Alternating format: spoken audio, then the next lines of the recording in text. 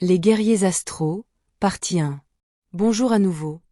Merci d'être ici avec moi une fois de plus. J'espère que vous allez très bien aujourd'hui, c'est Marie. Bonjour, bienvenue sur ma chaîne. Ces informations peuvent être considérées comme de la science-fiction ou comme le spectateur le voit le mieux, et je les publie uniquement à des fins de divertissement. Cependant, je prends mes informations très au sérieux, et pour ceux qui ont des yeux pour voir. J'écris ceci le matin du 6 octobre 2024. La réalité des mondes astraux est cachée au public et a été dissimulée à la population générale de la Terre depuis des centaines, voire des milliers d'années. Sans souvenir de vies antérieures et avec le fort voile d'oubli qui plane sur tous ceux qui se sont incarnés sur Terre, les contrôleurs ont facilement lavé le cerveau des gens en leur faisant croire que le monde matériel est tout ce qui existe. Par conséquent, ils utilisent l'ignorance de la population générale comme une arme sur tout ce qui est spirituel, reléguant tout cela soit au contrôle total par les religions institutionnalisées, soit au royaume de la fantaisie et des vœux pieux. Comme beaucoup disent, la croyance en l'existence d'une âme et en la transcendance de la mort par notre conscience n'est qu'un besoin désespéré de croire en quelque chose parce que les gens ne peuvent pas affronter leur propre destruction. Comme je l'ai déjà dit, le corps n'est qu'un filtre de perception qui garde presque toute l'attention de son âme habitante dans une plage de fréquences vibratoires très limitée appelée le monde des vivants ou le monde matériel, ou encore pire, ce que d'autres appellent la réalité. Mais le corps ne filtre pas complètement tous les autres royaumes, car l'astral filtre ou donne des aperçus furtifs dans le monde matériel à travers des anomalies et des choses qui ne devraient pas être là, comme par exemple les fantômes et tout ce qui est paranormal. Cependant l'exemple le plus proche avec lequel les gens peuvent expérimenter l'astral est à travers les rêves.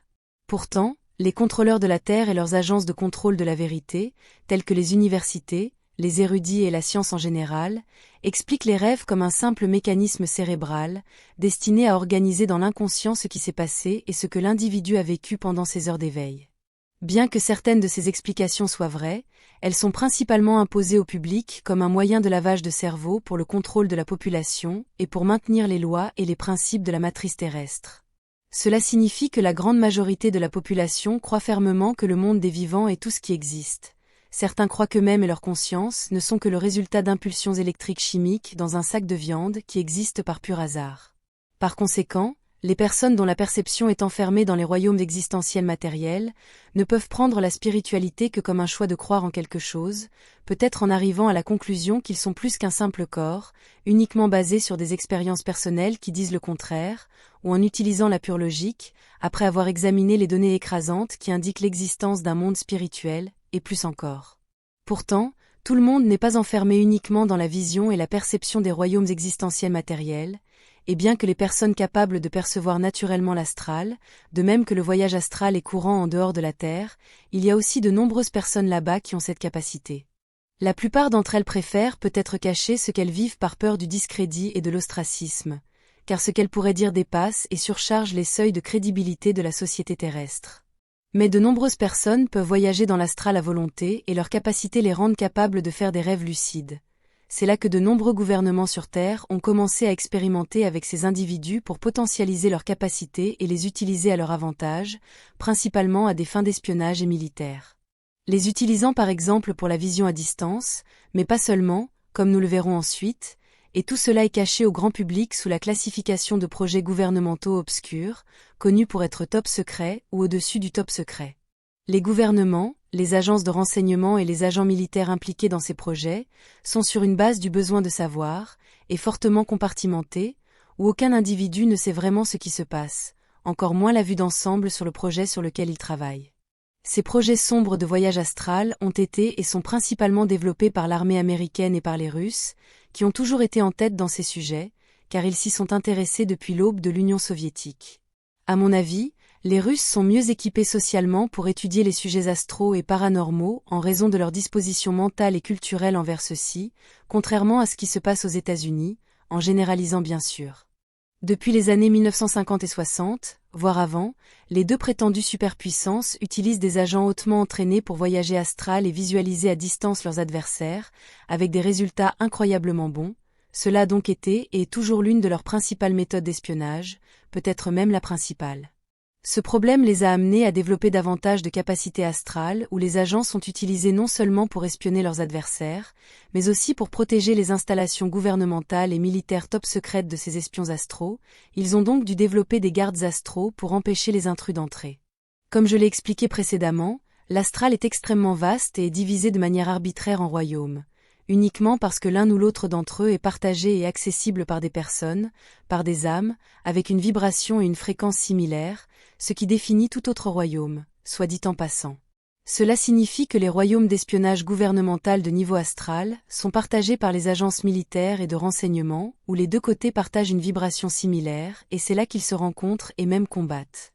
Le problème avec ce business d'espionnage astral devient bien pire pour les gouvernements qui l'utilisent, car les nations stellaires extraterrestres utilisent également cette méthode pour observer ce que font les humains, par exemple à l'intérieur d'installations top secrètes et de bases souterraines dans les profondeurs.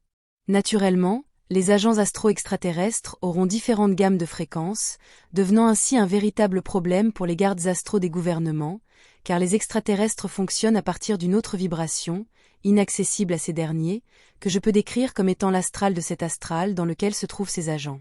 Encore une fois, les gouvernements investissent davantage de ressources et d'énergie dans le développement et la formation de personnes capables d'accéder à ces autres fréquences vibratoires astrales, et pour ce faire, ils font souvent appel à des personnes non humaines de n'importe quelle race pour travailler avec eux et former d'autres personnes également. Comme je l'ai expliqué précédemment, à ce niveau gouvernemental profond, ils ont une coopération non humaine, principalement des races reptiliennes et des grands gris, mais pas seulement, ils ont également une coopération totale avec les races membres de la Fédération galactique qui coopèrent avec eux, comme les Alpha Centauriens, qui sont très proches de tout ce qui concerne les humains, y compris leur alcool, malheureusement. À ce niveau, il y a un chevauchement clair avec la Fédération galactique, où les gardes et les guerriers astro coopèrent pour cacher les secrets du gouvernement terrestre, principalement sous prétexte de conserver le statu quo de la matrice sur la planète.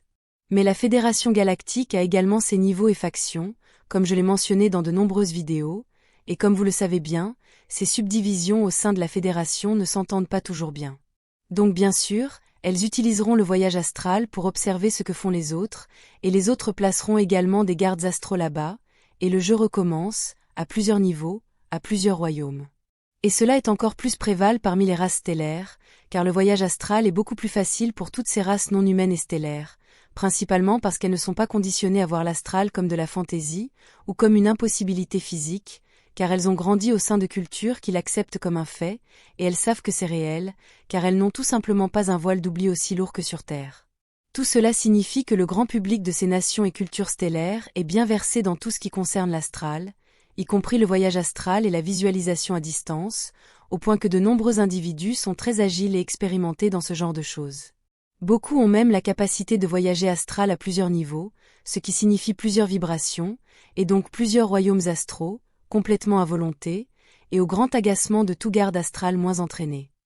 La personne la plus proche de moi qui a cette capacité astrale à plusieurs niveaux complets est Sophia Swarou, la petite Yazi, qui a même développé la capacité d'emmener son corps avec elle lorsqu'elle voyage astral, car elle sait profondément et au plus profond de son inconscient que le corps n'est rien d'autre qu'un autre niveau et une manifestation astrale, donc elle peut le contrôler, comme s'il était plus astral, car c'est davantage d'astral. Avoir la capacité de voyager astral en emmenant le corps avec elle, n'est rien d'autre que de la téléportation. Aussi ennuyeux ou incroyable que cela puisse paraître pour beaucoup, c'est réel, et il y a plus de personnes comme elle. Et cela signifie également qu'elle a un contrôle total sur son corps et ses fonctions métaboliques, y compris sa capacité à choisir réellement l'âge qu'elle veut manifester, même dans le monde matériel. Yazi a développé la capacité de contrôler son corps au point de pouvoir arrêter sa croissance, et même contrôler son cœur et sa pression artérielle à volonté, comme l'a prouvé Sénétré, la chirurgienne du vaisseau, en tentant de prendre des relevés biométriques sur la petite créature féminine, mais c'est une autre histoire. Dans une anecdote que je suis réticente à partager, Yazi nous a récemment prouvé qu'elle peut manger n'importe quoi, car un soir elle a soudainement apporté à table un bol rempli de billes en acier inoxydable, qu'elle a mélangé avec du yaourt, puis ingéré à l'aide d'une cuillère avant que le reste d'entre nous réalise ce qu'elle mangeait. Lorsque les adultes ont réalisé ce qui se passait, surtout Sénétré, Anna et Kara, les deux autres médecins à bord, ils ont essayé de l'arrêter, complètement alarmés et terriblement inquiets, tandis que Yazi s'enfuyait en riant. Lorsqu'elle est passée par une porte avec nous tous à sa poursuite, et lorsqu'elle était hors de notre vue, nous pouvions entendre toutes ces billes tomber au sol et rouler dans le couloir du navire, tandis que le rire de la petite fille disparaissait dans les entrailles du navire à toute vitesse. Il semble qu'elle ait changé de densité en courant pour gagner en vitesse, et ainsi laisser tomber les billes, sans danger, car celle-ci gardait la vibration originale du monde matériel, tandis que la petite fille sautait dans l'astral, corps et tout. Elle peut emmener dans l'astral tout ce qui est sur elle, comme ses vêtements ou un objet dans sa main, comme une petite poupée, mais comme nous pouvons le voir, elle peut aussi choisir consciemment ce qu'elle ne veut pas emmener dans l'astral avec elle. Tout cela a fortement contrarié les adultes ici, car c'était encore une autre facétie de Yazzie, et en guise de punition, elle devait ramasser toutes ses billes une par une avant qu'elle ne cause un accident. Et Yazzie trouvait tout cela vraiment, vraiment drôle. J'insiste sur le fait qu'il y a plus de gens comme Yazzie là-bas, ce n'est pas de la fantaisie. Certains se trouvent même sur Terre, principalement en Extrême-Orient où la méditation profonde est plus courante.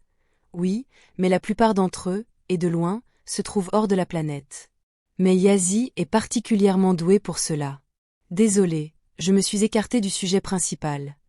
Je me suis laissé emporter par le sujet Yazzie, et j'ai fini sur une colline loin d'ici, c'est une expression. Je continuerai avec les guerriers astraux dans la prochaine vidéo, où je parlerai des personnes extraterrestres, des graines d'étoiles, et de leurs missions astrales sur Terre et ailleurs, tous combattant le mal et faisant face aux égrégores sur Terre et au-delà, pour équilibrer tous les royaumes existentiels, ce qui est pour moi la partie la plus importante de ce sujet. C'est tout pour aujourd'hui, comme toujours. Merci d'avoir regardé ma vidéo, et d'avoir liké, partagé, et de vous être abonné pour davantage. Cela aide beaucoup cette chaîne à grandir. Et j'espère vous revoir ici la prochaine fois. Avec beaucoup d'amour et d'appréciation, votre amie, Marie Soie.